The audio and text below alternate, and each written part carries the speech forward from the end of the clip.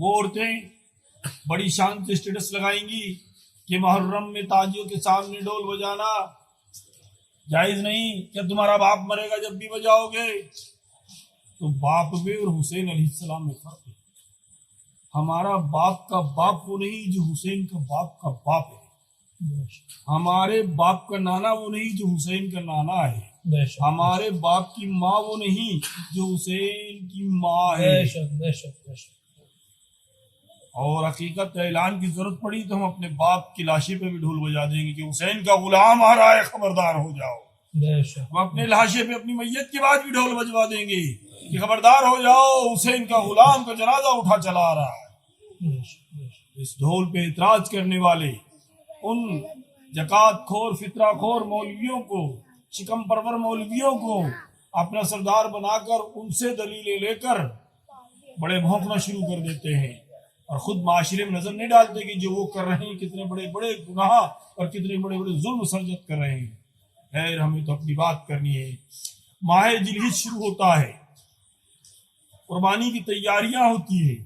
بکرے کی تیاریاں ہوتی ہیں، جانور کی تیاریاں ہوتی ہیں، جبکہ خدائے وحدہ لا شریک ارشاد فرماتا ہے کہ نہیں جائے گا، نہیں آئے گا، نہیں پہنچے گا اللہ تک تمہارا خون اور گوشت، تمہاری نیت اور تمہارا تقویٰ، تمہاری پرہیزگاری وہاں تک۔ القصہ مختصر، میرے آقا حسین علیہ السلام کا مہینہ اسی ماہ کے بعد ذی الحجہ آخری مہینہ سال اسلامی اور محرم اول مہینہ سال اسلامی، تو یہ قربانی پہ ختم ہے، وہ قربانی پہ شروع ہے۔ یہاں ابراہیم کے لال اسماعیل کا گلا تھا، دست ابراہیم کے تھے، حکم خدا کا تھا، یہاں امتحان تھا لیکن امتحان میں قربانی نہ تھی،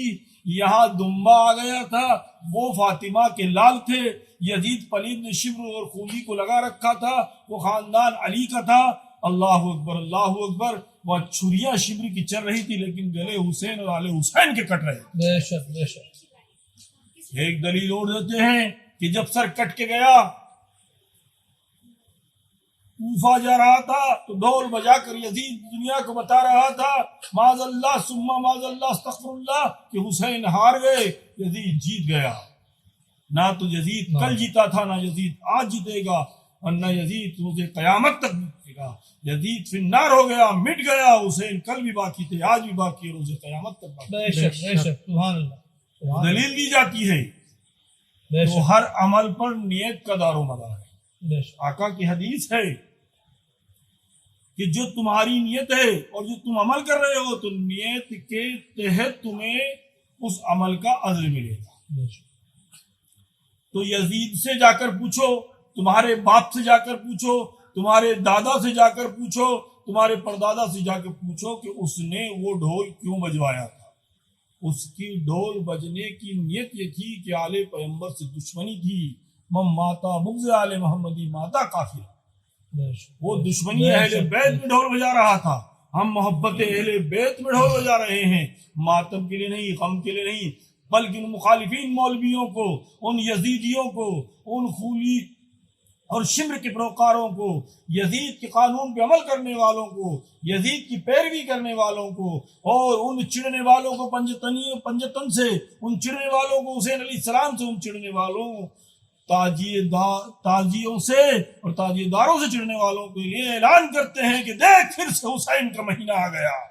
اور عاشق ڈھول بجا بجا کر کہہ رہا ہے کہ حسین کا مہینہ پھر آ چکا ہے، پھر غم منایا جائے گا، پھر کھچڑا بنایا جائے گا، پھر شربت لٹایا جائے گا، پھر کرب و بلا کی یاد کو تازہ کر کے یہ بتایا جائے گا کہ حسین نے اپنے امتحان کو پورا کر کے یزید کو ہرا دیا، حسین جیت گئے، حسین جیت گئے، حسین جیت گئے۔ یہ اعلان حسین کی جیت کا ہے جو روز قیامت تک ہوتا رہے گا، اور فقط ہم ڈھول اس لیے بجاتے ہیں کہ حسین پاک کی جیت کا، حسین پاک کی شان و عظمت کا اعلان کرتے ہیں کہ نواسہ رسول آل علی اولاد بطور نہ کل ہارا تھا نہ آج ہارا ہے، میرا حسین کل بھی زندہ تھا، آج بھی زندہ ہے، روز قیامت تک زندہ رہے۔